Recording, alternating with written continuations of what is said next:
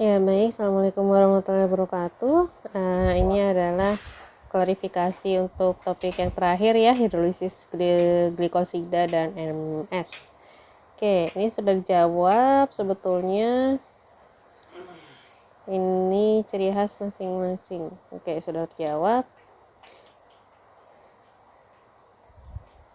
Oke, ini pertanyaan dari temannya ya.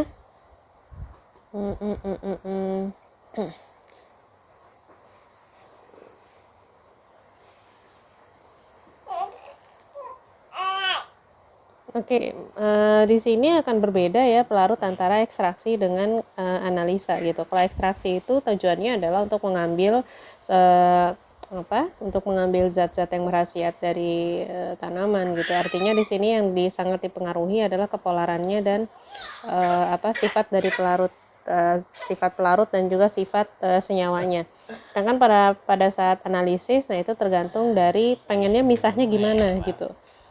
Kalau misalnya banyak senyawa di situ dan Anda mau memisahkan yang semipolar, kira-kira sistem yang harus digunakan kromatografinya seperti apa gitu kan? Fase diamnya pakai apa, fase geraknya pakai apa.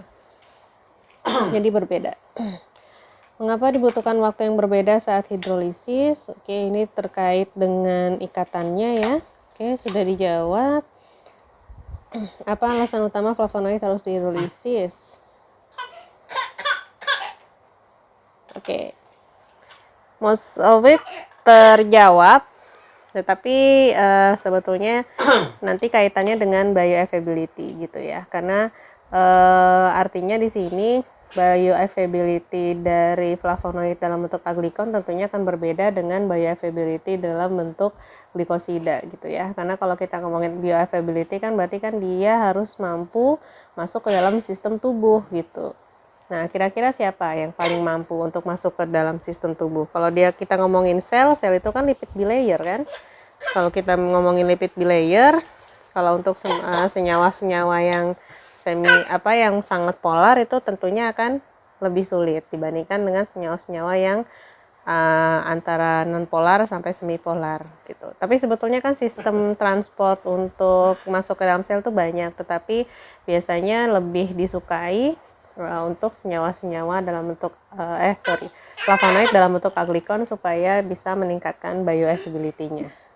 Sebetulnya banyak caranya. Selain itu, Anda bisa menambahkan beberapa beberapa device untuk menambah kemampuan senyawa-senyawa bahan alam ini untuk masuk ke dalam sel. Nah, itu sebetulnya banyak Anda pelajari di farmasetik gitu ya. Kemudian apa tanda hidrolisis berhasil dilakukan? HPLC.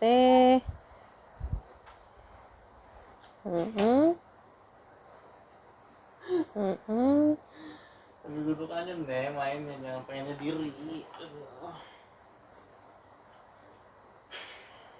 Oke, betul ya. Jadi akan berbeda nanti di TR-nya, waktu retensinya. Ya, tergantung sistemnya, siapa yang keluar duluan itu tergantung dari siapa yang lebih polar gitu kan. Glikosidanya akan bersifat lebih polar dibandingkan dengan aglikonnya. Sehingga pada saat dimasukkan ke dalam sistem kromatografi, kira-kira gimana nanti gitu.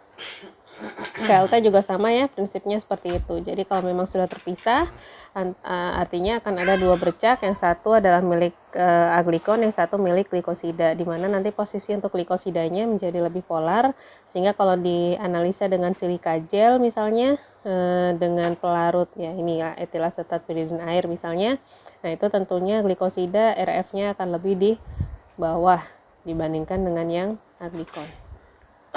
Oke, kemudian yang MS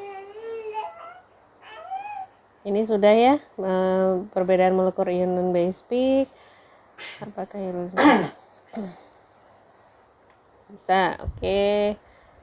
Oke, di sini Anda menjawab dengan GC ya, boleh. Oke, artinya di sini nanti yang bisa dianalisis adalah bentuknya.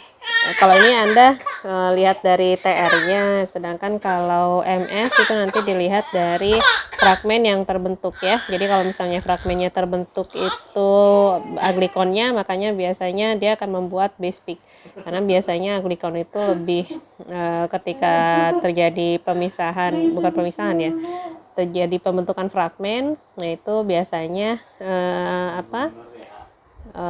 aglikonnya akan membentuk base peak yang stabil sehingga kelimpahan relatifnya lebih besar.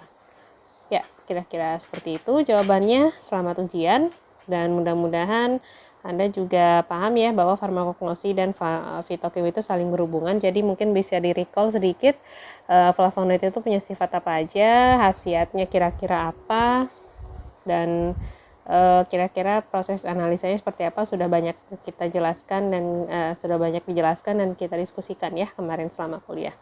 Oke, selamat belajar. Semoga sukses. Assalamualaikum warahmatullahi wabarakatuh.